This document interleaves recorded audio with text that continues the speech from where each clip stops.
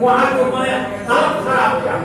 अब बताइए, मजदूरों के पास इतना पैसा नहीं है कि वो बड़े बड़े प्राइवेट अस्पताल में जाए। और सरकारी अस्पतालों की ये हालत है कि वहां जाएगा तो उसका लगेगा कि दिन भर मेरा बर्बाद हो गया, अब मिलेगा कुछ नहीं। तो ये जो चीज है ना, आप सबको समझने की चीज है कि चिकित्सा के क्षेत्र में भी वही अराजकता चल रही है जो बाकी क्षेत्र। अर्थव्यवस्था में अराजकता है, आपको रोजगार नहीं मिलता है। चिकित्सा के क्षेत्र में अराजकता है, आपको चिकित्सा नहीं मिलती है और आप भटकते रहते हैं। तो मेरा ये कहना है कि आप विज्ञान के रास्ते पर, मजदूर वर्ग का अगर कोई साथी है किसी भी क्षेत्र में, तो वो अंधविश्वास नहीं है, वो चमत्कार में विश्वास नहीं है, वो साधु और फकीर और आपको जो है भक्ता में विश्वास नहीं है।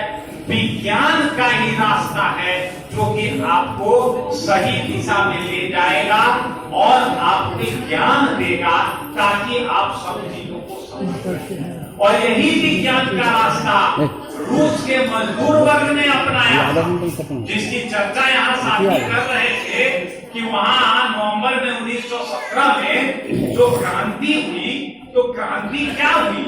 क्रांति यही हुई कि अभी जो बदहाली आपके यहाँ है उससे और बड़ी बदहाली से लोग वहां के जूझ रहे थे।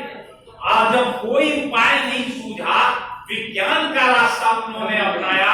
जिनके आपके सामने ये फोटोग्राफ लगे हुए हैं, यही सब वो वैज्ञानिक के समाज में क्या है, इनकी किताबें पढ़कर इनको समझकर उन्होंने वो रास्ता अपनाया और आपको परिणाम प्राप्त किया, वो सफलता प्राप्त की चिकित्सा के क्षेत्र में। जैसे एक साथी हमारे आदित्य कमल ने कहा, टाइफस की बीमारी से वहां लाखों लोग मर जाते हैं।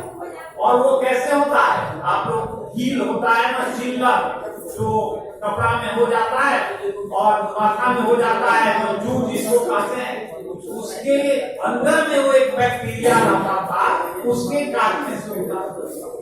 अब मजदूरों को जो इस घर में रहना पड़ता है, जो सफाई की हालात थी, साबुन की उपलब्धता है, युद्ध का वातावरण है, वो ऐसा था कि गंदगी के वातावरण में रहते थे।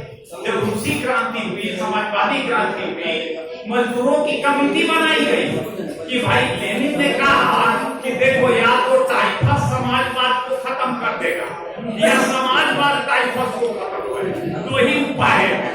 तो कितने लाल सैनिक मर जाते थे जो सेना के लाल सिपाही थे, जो कम्युनिस्ट थे, तो वो यही किया गया।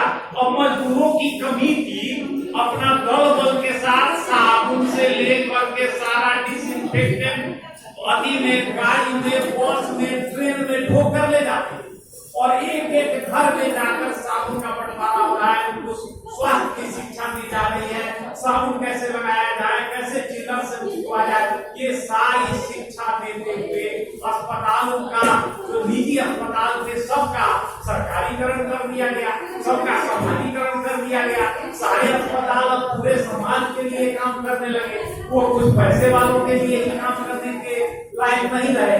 और ये सारे उपाय से वहां पर इन बीमारियों का आपको इलाज किया गया और इन बीमारियों पर कंट्रोल किया गया। तो इसमें तो कोई दो मत ही नहीं है कि आप अपने स्वास्थ्य में सुधार की बिल्कुल आशा तात्कालिक थोड़ा बहुत भले ही आपको उठ के मुंह में जीना मिल जाए, लेकिन आपका कोई क्रांतिकारी परिवर्तन हो जाएगा जन स्वास्थ्य में, इस पर आप बिल्कुल भरोसा मत कीजिए। ये सरकार आपको सिर्फ ठगने का काम करेगी, पाखंड करेगी, कपोषंती करेगी।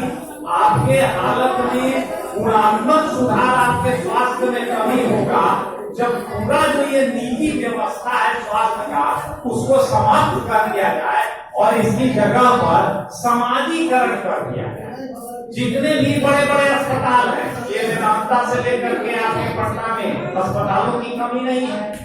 सरकारी अस्पताल तो गिने चुने रह गए हैं, निजी की तो भरमार है।